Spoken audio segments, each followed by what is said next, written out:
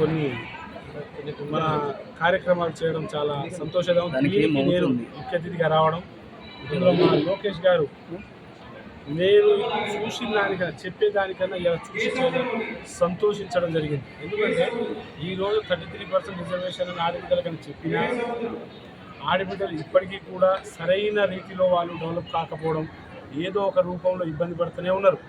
కానీ వాళ్ళ స్వయం కృషి, వాళ్ళ సొంతంగా ఉన్న ఊళ్ళో ఉన్న గ్రామీణ ప్రాంతాల్లో తండాలో గూడాలో అక్కడే ఉండి బతికే విధంగా వాళ్ళకు సొంతంగా పని చేసుకునే అవకాశం కల్పించడానికి, చేతి వృత్తులు నేర్చుకోవడానికి ప్రోత్సాహం కల్పించడం. ఈ ప్రోగ్రాం కనుక ప్రైవేట్గా మనం ఎవరైనా నేర్చుకోవాలంటే లక్షల రూపాయలు ఖర్చు అవుతుంది. దాన్ని సెంట్రల్ గవర్నమెంట్ ప్రోత్సాహంతో మా ఇక్కడ దైవకృప సొసైటీ నుండి మా ప్రెసిడెంట్ గారు, మా లోకేష్ గారు చేయడం చాలా సంతోషదాయకం.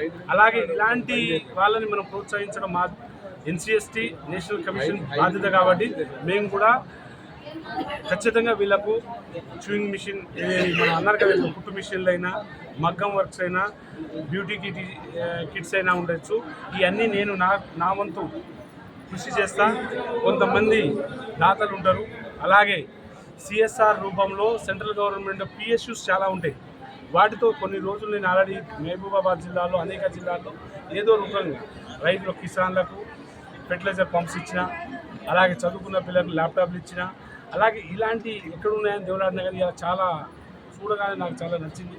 ఖచ్చితంగా వీళ్ళకు, ఈ సొసైటీ వాళ్ళకి, ఇలాగే మహిళలకు కూడా మేము చేదోడు వాదోడు ఉండాలని ఖచ్చితంగా రాబోయే కాలం ఇంకో నెల 15 రోజుల్లో ఖచ్చితంగా వీళ్ళకు మిషన్స్ ఇప్పిస్తా, బ్యూటీకి ఇప్పిస్తా.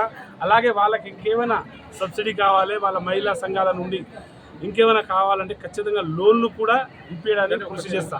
కానీ ఏదైనా మాత్రం చాలా సంతోషం ఇచ్చింది మా మైబాద్లో రావడం, ఇక్కడ ఆడబిడ్డలకి ఇంత సపోర్ట్ చేయడం అనేది నాకు దైవంగా బాగా అనిపిస్తుంది. Thank you.